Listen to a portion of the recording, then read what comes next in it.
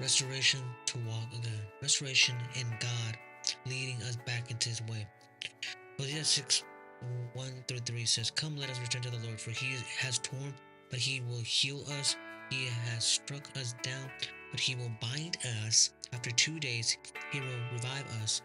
On the third day, He will raise us up, that we may live before Him. Let us know. Let us press on to the Lord. On to know the Lord. Let us press on to know the Lord." Restoration begins with returning. Hosea cries out, "Come, let us return to the Lord." Before God restores our soul, before He leads us in righteousness, before He heals our wounds, we must first return. You cannot be restored while walking away. You cannot be healed without resisting the healer. Restoration begins with returning our heart, returning our devotion, returning our trust, returning our obedience. If you return, God will restore. If you come close, God will heal. If you draw near, God will lift you again. God heals the wound we don't want to talk about. Hosea says He has torn, but He will heal us. Some wounds came from sin, some came from life, some came from loss, some came from our own decisions. But God said, "I will heal what life tore." Restoration means God touches the place we avoid, the places we hide, places we pretend don't hurt. God never exposes the shame. He exposes to heal. He binds what has been broken. He has struck us down, but He will bind us up.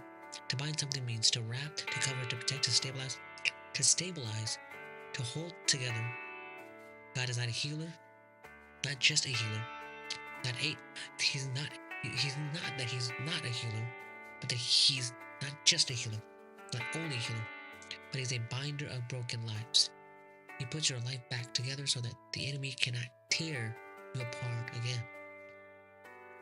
Restoration leads to resurrection life. He will revive us. He will raise us up. God doesn't want you just healed. He wants you revived. God doesn't just want you forgiven. He wants you risen up. Restoration is restoration. Revival is renewal. Healing is elevation. God never restores you to the ground. He restores you to your calling. Restoration results in walking again, that we may live before Him. In Hebrew, live before Him means to walk before His face. Restoration is not just being fixed. It's about walking in righteousness again, walking in purpose, walking in obedience, walking in faith, walking in holiness, walking in relationship. Restoration puts me back on your feet in the presence of God. Restoration requires pursuit. Let us know. Let us press on to know the Lord. Restoration is not passive. You do not fall into restoration. You press into it. You press into prayer. You press into worship. You press into surrender. You press into holiness. You press into the Spirit. The restored are the pursuing. The healed are the hungry. The revived are the pressing. God wants to restore you today. Hosea shows the same truth as Psalms 23. God heals what is broken. God raises what has fallen. God restores what was ruined. God leads us back into His ways. Restoration is not someday. Restoration is today. And if you will return, God will revive. If you will come near, God will renew.